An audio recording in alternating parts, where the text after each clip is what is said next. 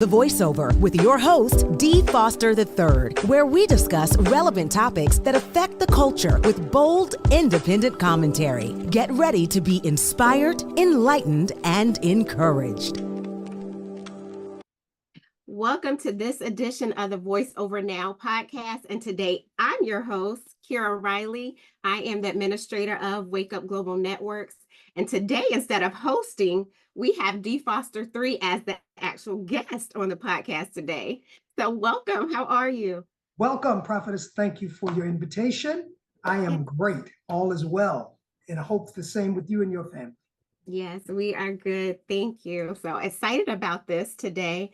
So it's been a few years since we've done a getting to know you interview with Dee Foster III. We did kind of where are we now as far as Wake Up Global Networks and just where you were with that. But I wanted this to be a little more intimate, a little behind the scenes, and get a peek into your mind and where you are personally. So are you ready? I'm ready. I'm excited. Thank you. I'm excited. Awesome. All right, let's get started. So the first thing I want to know is what is one of your biggest challenges in life? So right now. Right now, wanting to see the manifestation of Wake Up Global Networks now. I have a problem with waiting, and I admit, and impatience. And I'm the kind of person, when I put in the work, I want the results. So I'm challenged in not forcing things to happen and allowing God to allow them to unfold and develop. That may not seem to be a challenge to most people, but it's a big challenge for me. I want it, and I want it now. I think most people are like that, especially in this society where we're used to getting everything now. We really want instant gratification. So I don't think you're alone there. Yeah, and I admit, pray for me on that, because I know it doesn't happen that way. So when you pray, like they say in the song, pray for me. Absolutely. We'll keep that lifted. Yes, thank you. You are welcome. All right. So next thing I want to know, why are you passionate about what you do? Because I'm called to do it. And this goes back, I think, to your initial question of why, what is my challenge? Right. Because I'm called to do it, and I'm equipped to do it, and I'm gifted, not no brag, but we all in our areas to do it.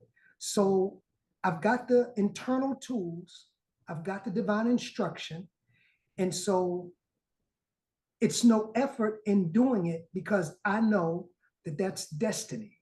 I'm called by destiny to do what I do. Now, one of the reasons that I know I'm called by destiny, like everybody, is that when you're called by destiny, it's not that everything has gone well. It's not that you've not made mistakes. It's not that you've not had any failures, but it's you keep bouncing back. And I can't tell you the amount of people over the last 10 years who say, there's something on your life, because no matter what you encounter, and I've encountered some pretty devastating things, I keep, like Joseph, bouncing back. And that is the proof that there's an anointing on your life. And when you are anointed, you have a passion. You are driven. That's what passion is. It means I'm driven. Like when I do these podcasts, you can see I'm driven. Nobody has to say, do the podcast. Could you please do the podcast? Please, I'm begging you to do the podcast. I'm driven. I have a passionate about it, because it's destiny. And I took the long route, Prophetess, but that's it. I can't stop, like a bad boy forever. I can't stop. I won't stop, because I'm driven by destiny. I love it. Great answer. Thank you. All righty. So going a little different direction right now. So who is the most influential person in your life, and how do they impact you? Okay. Now, this is probably where I will lose most of the view. Y'all hang in there. Hang in there. Y'all stay in there. And I'm going to give you, so if you say, and you're talking about a leader, are you talking about a leader? Just so I'm clear. Just whoever has influenced you. It could be someone who is a mentor, someone Yes. personally, just whoever has been most influential to you, and how did they impact you? Well, okay. Now, can I do two? Because one Sure. is a fivefold and the other one. The first one is this where y'all come, y'all don't go nowhere. Uh-oh. Speak love in it. For years and years, I've been very influenced and very enamored by the leadership of Minister Louis Farrakhan. Now, let me tell you why. Let's put the religious differences aside. Let's put the theological differences aside. I have to respect a man who for almost 50 years can command in a consistent realm other Black men who we do not take orders easy. Let's be honest. Black, you like me. To lead me, you got to be a leader of leaders. Now, I'm not going off track, but I'm going. You said, and how have they? Right. And with us, we don't hang around if we're not getting something of substance. We don't hang around, and this is true, and that's why you don't see many of us filling a lot of churches like they do or used to do in the mosque. Right. You have to be a leader of leaders. I've always admired that, and to some degree implemented it and had the success and the ingredients that go into that. But you have to be a person of substance for us to follow. It can't be eeny, meeny, but we are wired different. We are not emotional. So therefore, we are, in my opinion, more intellectual. Not that women are not intellectuals. I don't want that. But we are thinkers. We're not going to respond. We're not going to shout you down most of the time. We're not going. We're going to process it over a period of time, which means you have to be given us something of substance, a challenge, a clarion call to rise and take your authority. And so the third thing why he's influenced me, and I've had him at he came when he did a tour in Maryland, I think it was in 2000, he came to Bread of Life. And I had no shame about it because I had always, he needed a big place, admired him. So I don't make a shame about that. The other piece is, he like me. I believe whatever you stand for, and you know this because you've been working with me for, I give it straight, no chaser. Right. I was very impressed by the minister when I heard him speak, though he was speaking in love. There were no blurred lines. There were no gray areas. He stood flat-footed like a man over men, over women, over families, and spoke the truth that he believed he needed to speak, whether everybody agreed or not. And it was not watered down. It was not, as we say, lettuce and tomatoes. And that's my kind of person. That's what I say on this podcast. Straight, no chaser. That's just my personality. And so that's why Minister Louis Farrakhan. The second person in fivefold is Bishop Clarence McClendon. That's a different part of my life. In my early development of ministry, I met Bishop McClendon. He came to my church almost once a year. But it wasn't just what Bishop was preaching, though he's a revelatory preacher and prophet. It was how Bishop moved.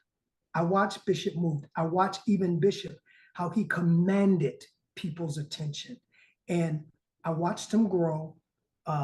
The church that he initially had before the Place of Grace. And I watched how he went in with a few, and over 2 to 3 years, there were 3,000 or 4,000. Now, this is the part that why I highly respect, and he's influenced me. Every year I would go out there and spend at least 3 to 4 days with Bishop personally. And he would share with me, not the word, but he talked to me about the content or the context of a quality ministry. And those things that I needed to have in my ministry in order to make it grow. And like I said, until I went to Louisiana, we kind of lost contact then. But in the earlier form, and a lot of people said, and even he would come in and say, he says, I never forget, I'm taking you inside. This is intimate. I never forget, I had him at a conference and he came in, this was when I was in Baltimore, in praise and worship. And he stopped, we had a door from the administrative office over into the sanctuary. And he stopped in the middle of the door before he crossed over. And I was waiting for him. He said, and I'll never forget, he says, this is the sound that we have, that's what, at the Church of the Harvest. He said, this is the flow. And it wasn't an intent. I guess he rubbed off. He said, this is the flow. And then growing up, people used to say, you remind me of Bishop McClendon. So he made an indelible mark from a fivefold ministry perspective of how to do ministry. Take the hits. It's no secret he went through a very public divorce, but he kept going. He didn't sit down. He didn't shy back, but he kept going. And he said something I'll never forget. He said, I am called. He says, I am called to ministry. That's my first ministry. So prophetess, I went the long way, but those are the two people that I would say still have a very deep impact, but in different ways in my life. Awesome. Thank you. I love that. And I love that you gave kind of two aspects of it, because of course we're not one-dimensional people. So we have different people that we may look up to as far as being an influence in different areas of our life. So Yeah. I love that. Yes. Thank you. All right. Next. So I think this is a good one. So what do you think is the most misunderstood thing about you? Okay. Again, I got two. Okay. The first one is, for a fact, I'm misunderstood that how do I want to say this? That I'm not stable. And let me explain that. Okay. So I'll meet somebody and they say this. So where are you and what are you doing now? Right. So to me, that paints a picture in my mind that you feel, and I've had people to say it, that I'm unstable. So I'm glad we're clearing this up. You're asking and y'all, I just want you to know, I did not tell prophetess what to ask. She had free reign and free liberty, right? And maybe next time we'll let you send the questions to her, because I'm an open book. But so I didn't come up with these questions, but these are things that I'm glad we have a chance to address. It's never that I've been unstable. I've always been sensitive to seasons. That's a difference. If I were unstable, the hell that I've gone through, I would have left ministry, church, everything a long time ago. I have a tremendous, no brag, but God's grace, stick-to-itiveness when I know I'm in the right area, right? So I think that and I don't want this misunderstood, I think that I put it this way, very few people, in my opinion, understand how to pivot like I do when seasons change. That's good. It's not that I'm unstable. I know when something is done. And I'm not going to stay in anything that I feel God has finished with in my life for the fear of what am I going to do next? That's where faith comes. Yeah. So perceiving that. So, all right, let's since this real talk, right? I can't ask other people to keep it real. I don't care. So I pastored Bread of Life at the Cathedral for 16 years, started it, founded it.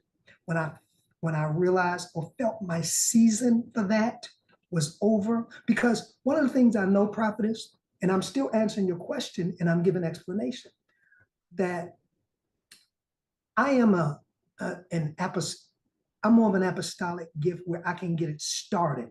My grace is to do the trench work. Right. Have a small grace to maintain. Right. That's where people think the instability. That I can get in the trenches. I got the vision. I know the direction that the Lord wants to take us. Right. I can gather the troops, start building a house. But once the house is built, and I think I think some other people need to come clean with this, Right. because the last thing I want to do is kill the thing that I built by staying too long. Right. So you have to have a grace to say, you know what? This is where my grace starts, and this is where it ends. Now, once I get something started, Wake Up is an exceptional, because I still feel after 3 years that I'm still building, right? But once I get it started, let me find gifted, anointed people and place them in the position of maintenance and building upon. So people think I'm unstable. They say, where you at now? So you think, no, it's just I have a canty gift. Yes. An exceptional gift to know this is done. And if I walk away from anything, or if I depart from anything, it's not because of hardship, it's not because of disagreements, it's because I know in my spirit it's done. And when a thing is done, there is no grace, no matter what it is, to be there. And then it becomes a task. Yes. Then it becomes hard. And that's been the barometer all of my life. Whether when I was working secular jobs, in relation, what I know, when there's no grace, this thing is over. So I'm very misunderstood, because I will never be stagnant. I will never just sit out of fear, like a lot of people do, and say, I had people tell me when I left last church I pastored, Living Word, and started Wake Up. So you leave all of that. The average person can't comprehend this. Now I'm just saying, you leave all of that. Salary, love offerings, Father's Day. I'm putting it all out there today. Can I mug pastor's anniversary? What person in their right mind and start Wake Up Global Networks that has none of that? You know who would do that? A man who understands time and season. Yes. And I will never, no matter how luxurious the land is, or how much fruit the land is yielding, when my time is up, I say goodbye to the fruit of the land and to the land, and bless it, and trust God enough to know that the next thing he has for me is going to take care of me like the last place. Yes, that's awesome. I love that. Great answer. I think a lot of people could get free right there, because it's a lot of people who are in a place right now that they should have been left, but they're scared. They're scared to leave. And What's next? And let me say this, Providence, it can be to the carnal mind. Now let me tell you, you be tripping at times. you be come on. I mean, I had people to tell me, I don't know how you do it. And I've had people tell me, I know I need to do the same thing, but I don't know what I would do next. I didn't know what I would do next, but I knew, and I had this conversation with Apostle, and he agreed. The timing when I left a 16-year church I started, I birthed, the timing was up. I mean, and again, this is a whole, I know I don't want to sound teachy or preachy, but this, like you said, this is what I believe needs to be understood to move the body forth. I believe that there are a lot of people who are sitting on territories that their time is up for the fear of what's next. And sometimes you have to be like the prophet. The brook is dried up, go to Zarephath. I'm not going to give you a whole lot of detail. Go to Zarephath, and there I have sustained a widow woman to take care. I've called a widow woman to sustain you, but you have to move by faith from where you are. And so while people think I'm flaky and I can't stay nowhere, that ain't it. It's just I know when the grace lifts, because grace makes it easy, pleasurable, enjoyable, durable. No grace, hard, rough, endurance, can't wait to get home, all of that kind of stuff. Wish you didn't have to do it. Regret. I'm not living like that.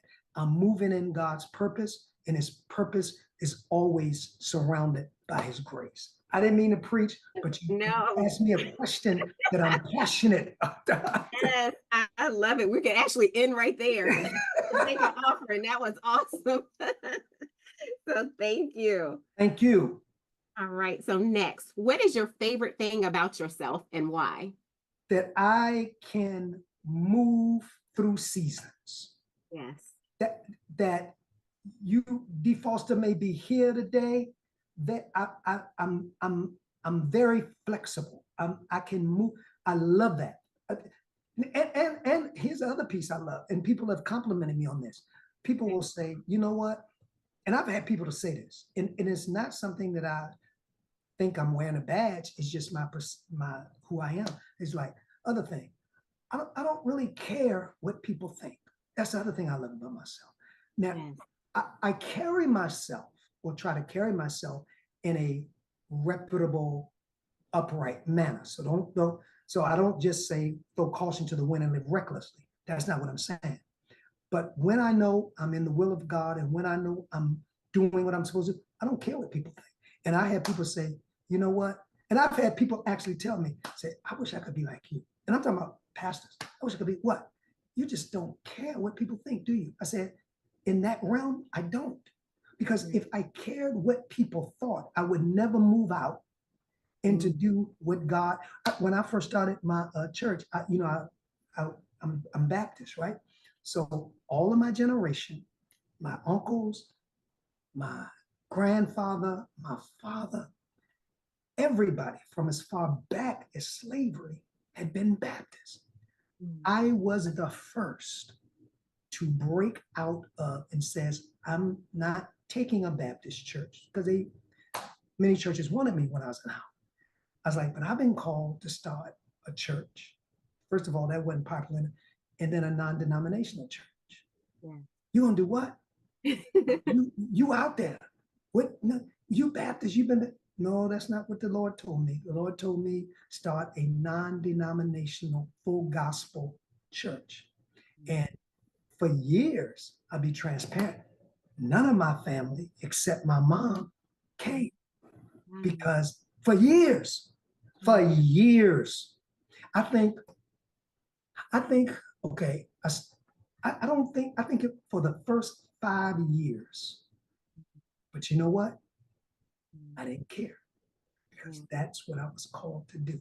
So I love that I can move through seasons and not get stuck. Right. And I love the fact that if I'm in the will of God, if you like it, great, we're going to connect. And if you don't, I'm still moving forward. I love it. Did you expect me to come this hard? You didn't. I'm not too hard, am I? No, this is awesome. I'm not too, keep it real. So no, because you said we're gonna have a very intimate. So I'm giving it straight, no chaser on this one. You shouldn't expect anything less from you. So this is the point. So thank you. All right, here's another good one. So how do you think you're different from your old self from last year? So has something changed this year from how you were last year? Yes. So a part of that is the change in who I allow people to call me, or I call myself. So for years and years, I identified only with the episcopus and the pastor, and you had to come correct with me with that. But as I've grown, I'm still all of those things, but I don't hold that as tight. As we said on the last time, Right. I let people call me how they relate, how they see me. I'm fine with that. But the difference is I don't hold that tight. So if they say D. Foster 3, I'm cool with that.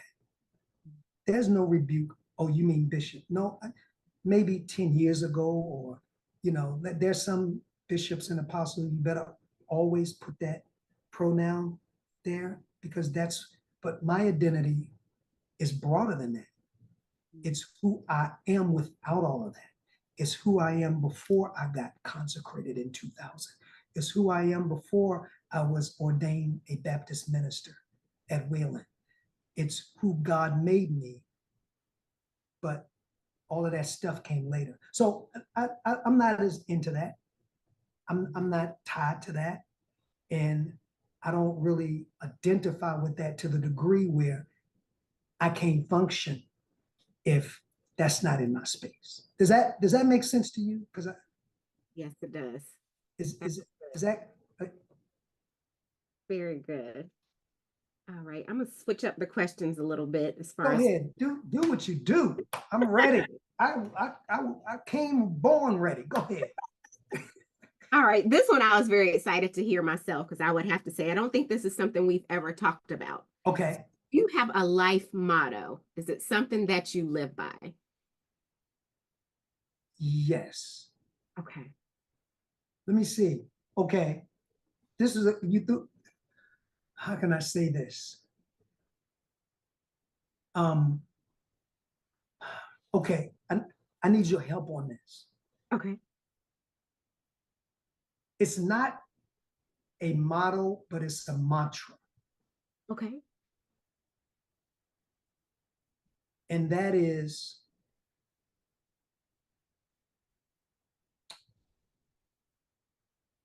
and you can pick at it if you want when I say it. My motto is,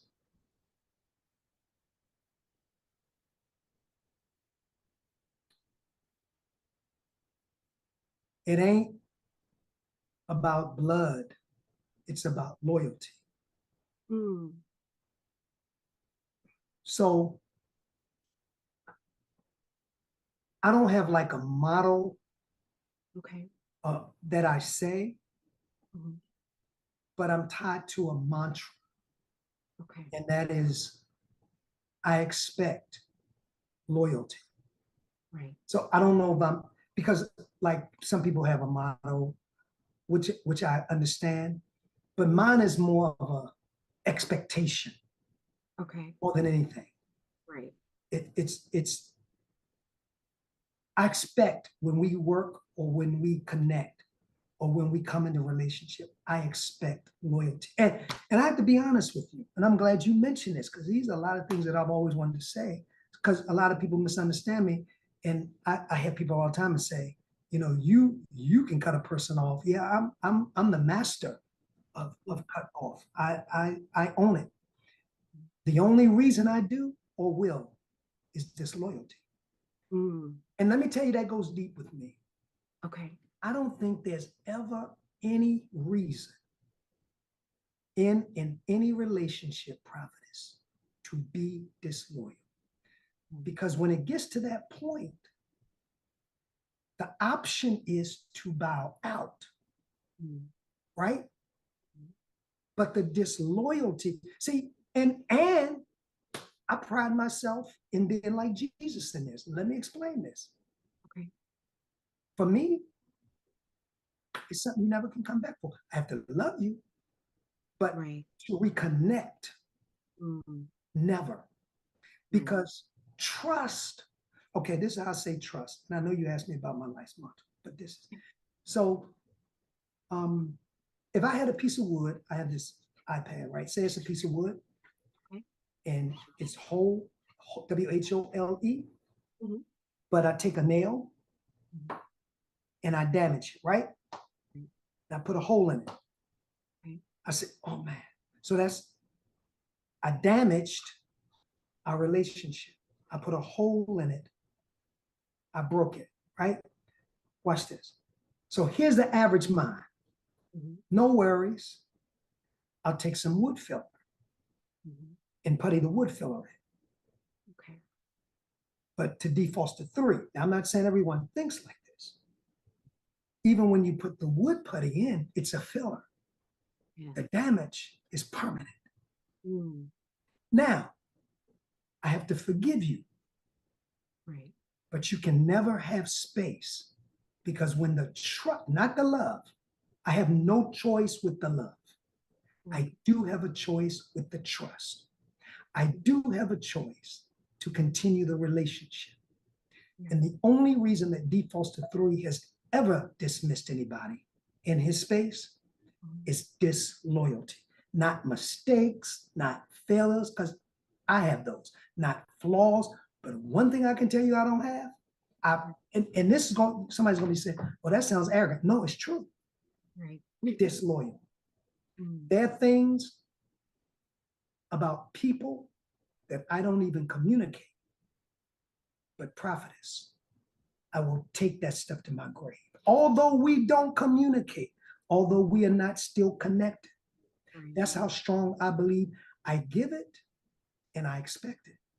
So my mantra or motto in life is my requirement, and I know you didn't put it like this, but this is the best way, is all I expect is loyalty.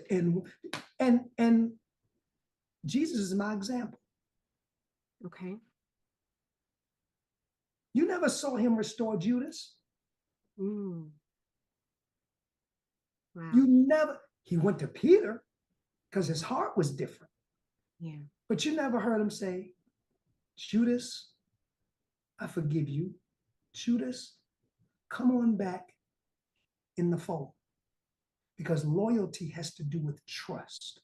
Right. And once trust, that's why I tell people all the time, when someone trusts you, and I used to teach this as a pastor all the time, you fight to maintain that trust.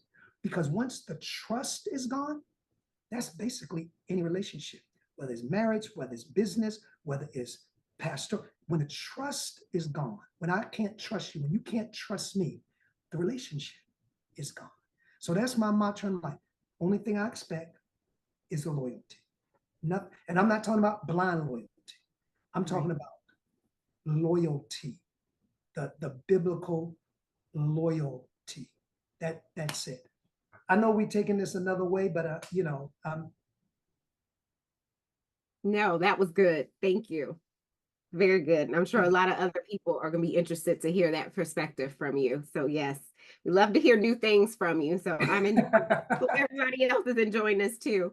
But D. Foster 3 or Bishop, depending on how you know him, how you relate to him, as he says, had a good point. I would love for us to do this again, but you guys send in questions, some things that maybe we didn't discuss today or that we haven't touched on in the past, although I think we've done a great job so far on touching on different things. If you have questions for him, we're going to have to take some and do this again.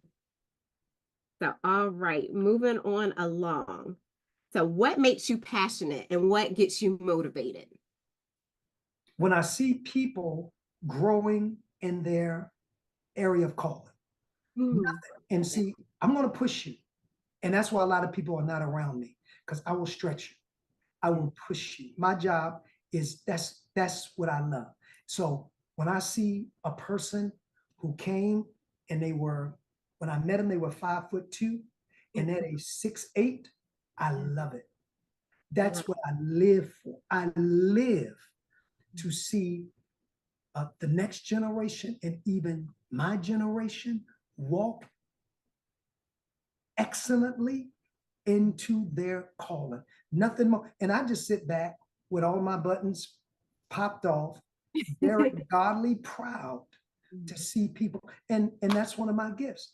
I'm never going to I don't have it in me to let people around me who I see the potential to be stagnant, to grow. And some of them, they go kicking and screaming, but that's what I live for. As we said on the last show that you and I did, none of this is for me.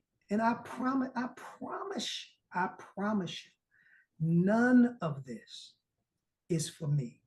All of this is for others to make sure they have the support, encouragement, access, whatever is needed to be all that they have been called to be.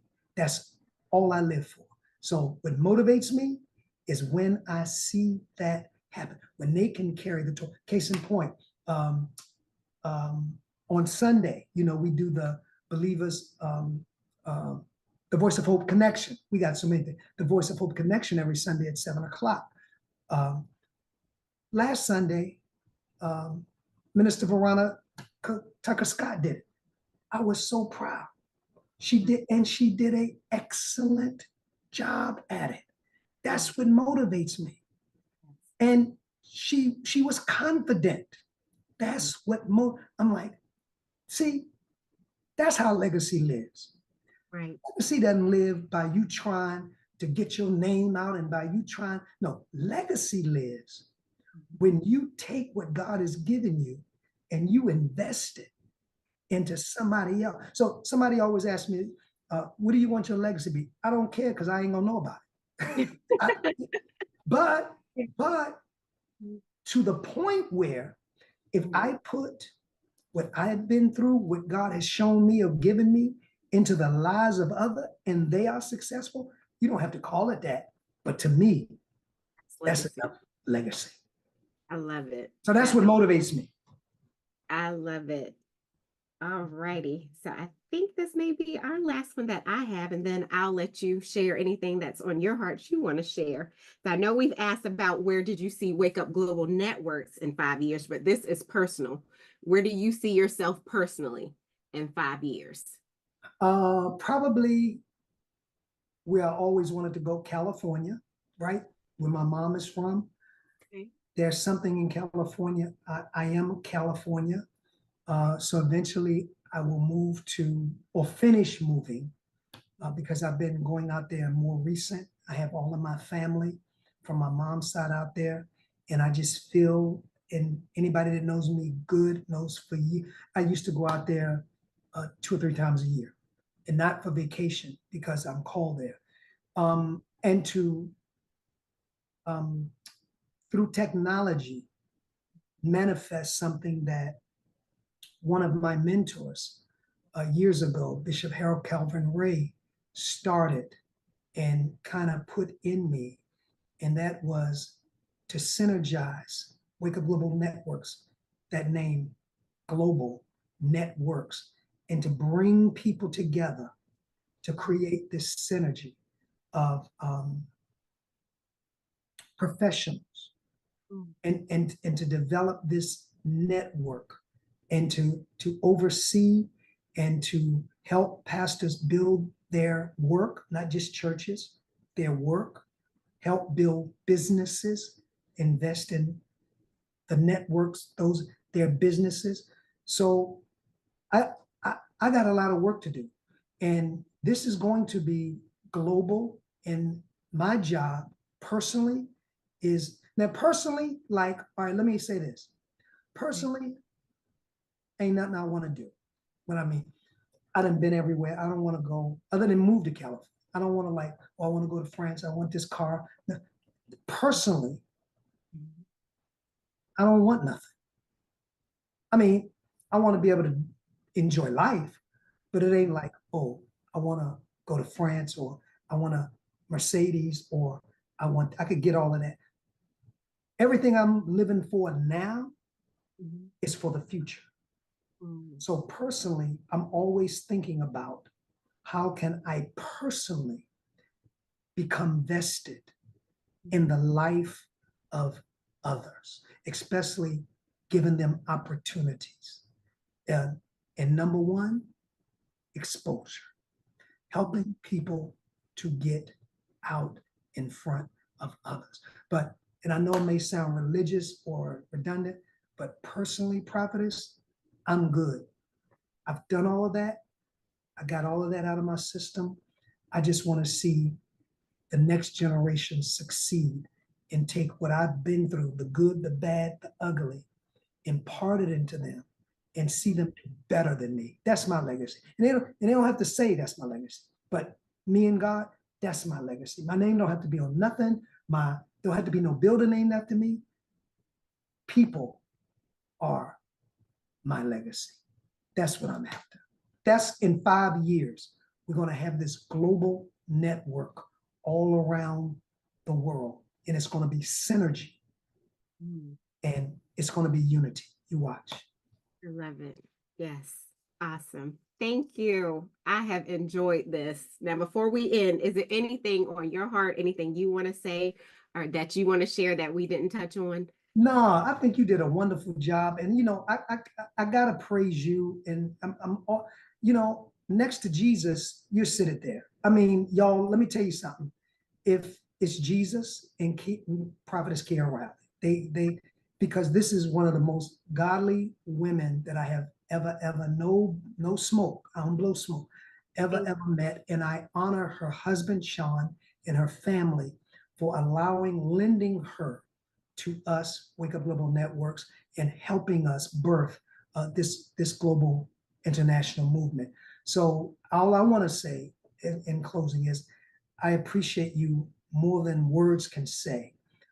You are and I say this all the time, but it's worth saying, you're a very intricate part of what God has called us to do. And one of the reasons I know God called, because you caught the vision without a vision board. You caught the vision in the spirit. You understand in the spirit. And so I just want to say, thank you. Thank you for being available. Thank you for your prayers. Thank you for your encouragement. I want to say again, thank you to your husband for just allowing you the time, taking the time from your family to invest in this baby, still a baby, Wake Up Global Networks. And I'm excited where we're going. I'm excited for the growth, and we have experienced growth. There are a few more people that are in the network now. So I'm very excited about that. So thank you for allowing me space on this podcast to express my heart. And I know I took a long time answering some of your questions, but these are questions that I've, interestingly enough, been wanting to respond and help people to put everything in the right perspective. Yes. Awesome. Thank you, Bishop. You know how much I appreciate you, and I count it an honor to serve alongside you. So thank you. And we thank you everyone for tuning in. We hope you enjoyed it, and you'll see soon we'll be putting something out where if you have questions that you want to ask Bishop or D Foster 3, however you know him, we'll come back. We'll do this again and open up the floor to you.